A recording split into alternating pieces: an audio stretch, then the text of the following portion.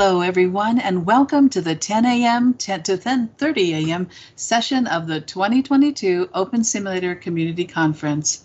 In this session, we are pleased to introduce the presentation Conceptualizing Immersive Music in Dolby Atmos. Our speaker is Jeffrey Tackett, Primo Wittels. Dr. Tackett is a tenured assistant professor at Tennessee State University. Please check out the website found at conference.opensimulator.org for speaker bios, details of the sessions, and the full schedule of events. Now, this session is being live streamed and recorded, so if you have questions or comments during the session, you may send tweets to @OpenSimCC with the hashtag #OSCC22. Welcome, everyone. Let's begin the session. Over to you, Jeffrey. Thank you. Thank you, Larry. This presentation can be dropped at her footstep because long ago she told me, since I was a music and sound person, why aren't I doing immersive sound? So I've been working on this probably about a few years. I can't even remember now, but enough. So I wanted to just sort of go over a basic of what immersive sound is and how it's being presented in the various tools, in the virtual worlds. Now, in our world right here, there is no immersive sound. I mean, it's sort of, but not in the degree that it is nowadays for commercial. So I'll just jump in here. So just a little bit of history from left to right. This is like where we started and where we got to on the right side. So we started in the early days with just mono. So recordings were set up with a microphone and sent to tape. And then from there, it was coming through one speaker and it would come straight at you. So even, up to Elvis and that sort of thing, there was a lot of mono recordings. In the 1960s, because of the way that records were designed and tape, we moved to stereo. So this is supposed to match what our ears are. So there's a left and a right. So when you put on your headphones, that's a stereo world where there's left and right. And recordings were initially stereo was used sort of as a novelty. And then somebody came along and said, well, why don't we create a stereo field where it's as if we are in an audience and participating in the listening and the musicians are scattered across the stage. So with the movie Earthquake, the idea was, well, let's do this stereo, but let's add what we call an LFE, so low frequency effect. So when the movie Earthquake came out, the idea was you would still have that stereo field, but the theater would rumble, and you would feel like you were in an earthquake, which was sort of the goal. But then surround sound came to be, and that's where on this right side we're looking at 5.1, 6.1.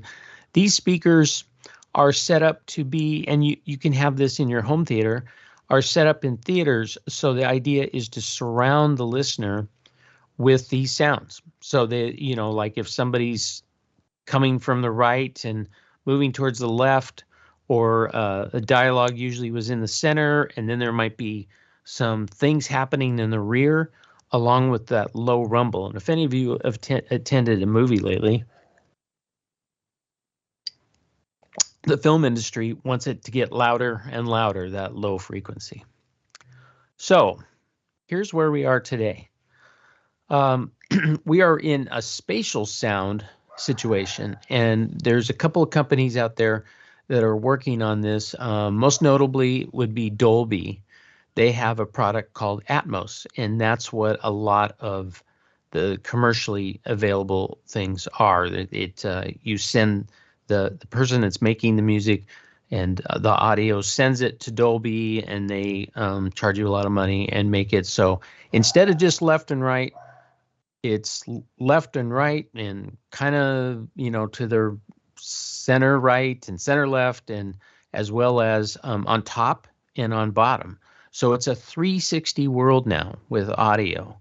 So we're seeing that, and it's the in the past, surround sound and those kind of things, if it wasn't a movie theater, people weren't really interested. But Dolby and others have figured out how to fire speakers around you, so you can buy a Dolby Atmos soundbar that goes in front of your TV, and then the speakers shoot up and out and all around. So the idea is you are immersed in a 360 audio world. Now, the interesting thing, can't remember if it's in the next, is headphones. So Dolby has figured out how to do this in a binaural way. So headphones are binaural to audio. That's what binaural stands for. So on the left, we start with creating the music and the audio, and then it goes through the Dolby rendering process, and then it comes out on our end as a spatial audio product. And this is in the creation of Dolby Atmos. This is kind of a 3D rendering of where all the speakers go. So there's speakers all around you in a room when you're creating the music, and there's actually 128 points where the sound can be placed. So again, above you, to the side of you, and on, as well as the music could be in a surround situation. So lots and lots of speakers and lots of opportunities to immerse yourself in this audio.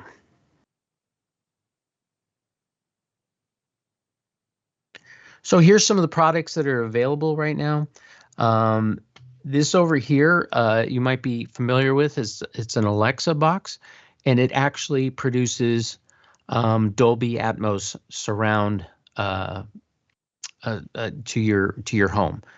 And here is the soundbar I was talking about that goes in front of your television with the low frequency speaker right there. And this down below, that is what it looks like in a room. It's a lot of commitment in your room sometimes to get this. A lot of people are just going for the soundbar because this is a lot of speakers below the soundbar. And then, interestingly enough, if you have Apple pods, oops, I just messed myself up here. If you have Apple pods, you can hear it as well. So what Dolby Atmos does and some of the other immersive things is it knows what the receiving end is, whether it's a soundbar or a full setup in your room or headphones or Apple EarPods. So this is why it's become more exciting in the world, because Apple and oh my gosh, I just had a brain stop there. Apple and where we're all getting our packages from. It'll come to me in a second. But Apple is all in with the Alexa as well. There's all these Alexa devices that they're creating so that we can have this immersive audio. So I would suggest, if you're interested, to go to the Apple website or the Amazon is what I'm trying to remember, Amazon website, and they call it, in Apple and Amazon, they call it spatial audio. So if you got a device, whether it's headphones, probably headphones, listen to some of the mixes they have. If you go to spatial, there is a long playlist of all the things that have been remixed for Dolby Atmos. So I'm in touch with all the a lot of the record companies that are doing this now. I listened to a demonstration in a Tesla that was outfitted for Dolby Atmos. My only complaint was I guess I would just live in my Tesla because the sound was so awesome you can't get out of the car. So might be a little bit distracting driving down the road, but it is quite an immersive experience. So oddly enough, a lot of what the record companies are doing now is creating these spatial audio things for us, and it's all like older things. Like my favorite is September by Earth, Wind and Fire. It sounds amazing. It's coming from all around you, and I'm just in my Apple AirPods. I also have a number of other headphones just because that's what I do for a living. So here is where we're at. We have gaming.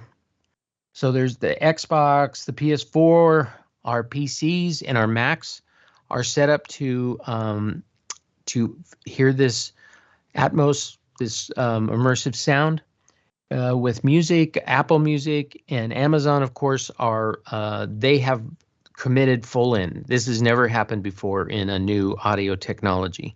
They are running to the races to get everything in that world.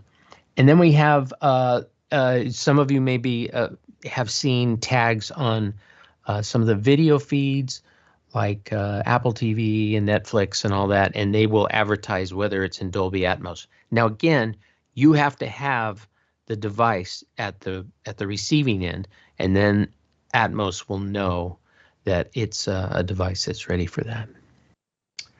So future live delivery. Here's the hard part, is live delivery, because somebody has to make decisions about where the immersive audio is. Now, you can pre-make those, like that's possible in FMOD, where things are in different places. But it's still kind of in its early development there, how that will work when we just get something live. Like, let's say we sign into a live concert. Well, an engineer has to be there to make those decisions where the 128 possible channels of audio will be.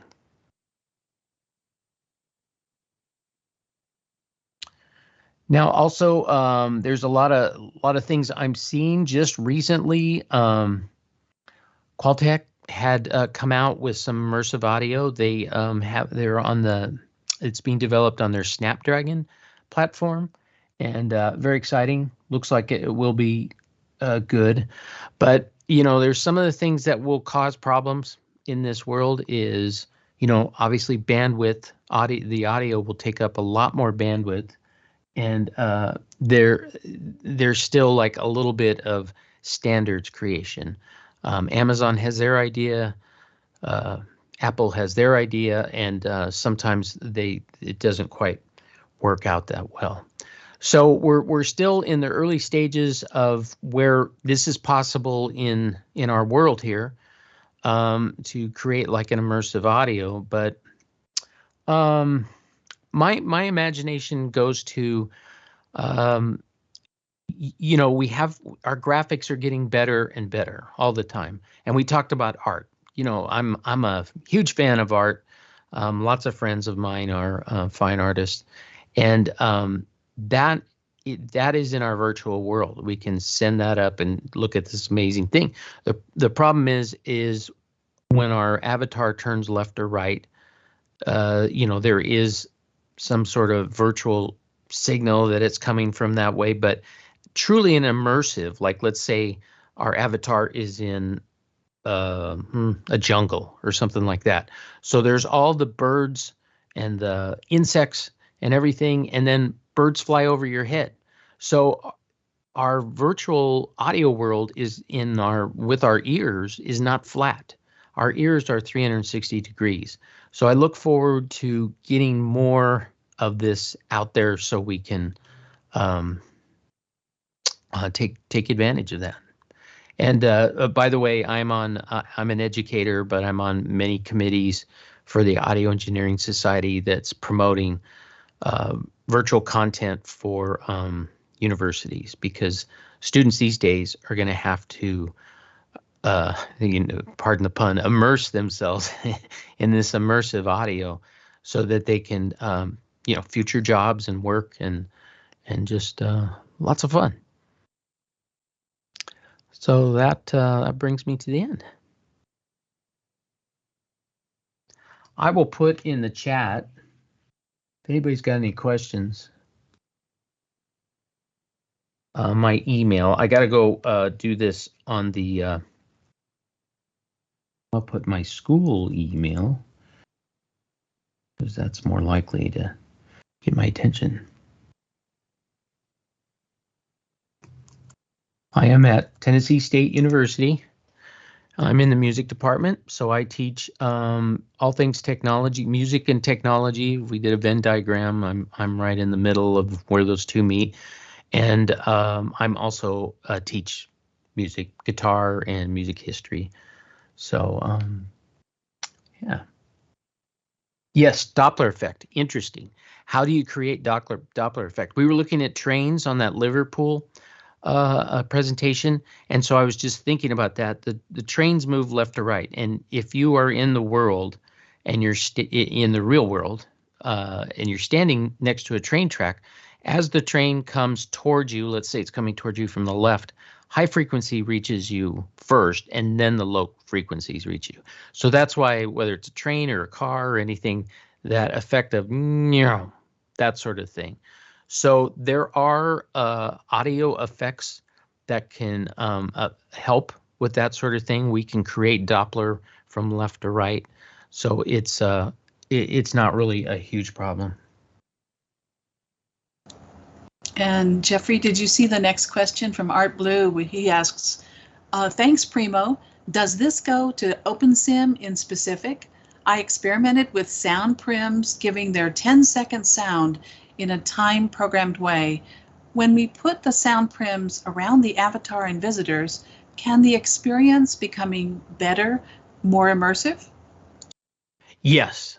Not I don't think currently with OpenSim, but I really part of my presentation here was to put that out there, that maybe that's focus on some audio. Obviously, I have a it's my world, but yeah, to create an immersive effect.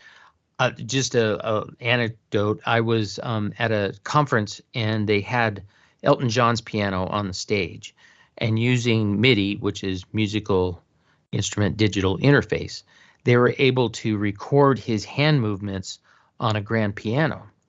Now they still had the backup band was in multiple speakers around that piano, but the immersive effect of standing next to the piano and listening literally to Elton John play was that blew my mind, because that was like, that's where we got to get to, where anything that we're listening to or that is just coming at us in a real world sort of situation. Does that answer your question, or did I go off in the weeds there?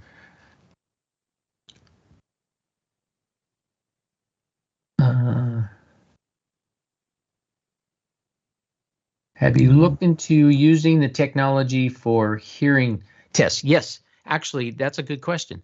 Way back in I believe it was 2000, I moved to Salt Lake City, where one of the innovative digital hearing aids was being developed. It was called Sonic Innovations. And so what we did was we took the hearing aids and tried to make this immersive effect. However, we only had it was 4 speakers, I believe, left and right and rear left and right. But it did improve the hearing aids by quite a bit just to be able to hear that. So we did a lot of experiments with recording data about how that was going to work. And I left that company a few years later, and I don't think they're even around anymore. But I do know hearing aids have gotten 1,000 times better than what they were when our parents or grandparents were using them. Well, thank you, Dr. Tackett, for an informative and interesting presentation. If anyone has further comments, please send him an IM to Primo Wittels here in World. As a reminder to our audience, you will want to check out conference.opensimulator.org to see what is coming up on the conference schedule. You won't want to miss our next session, which begins at 10:30 a.m. in this keynote region, and it's entitled W4OS, WordPress web interface for Open Simulator.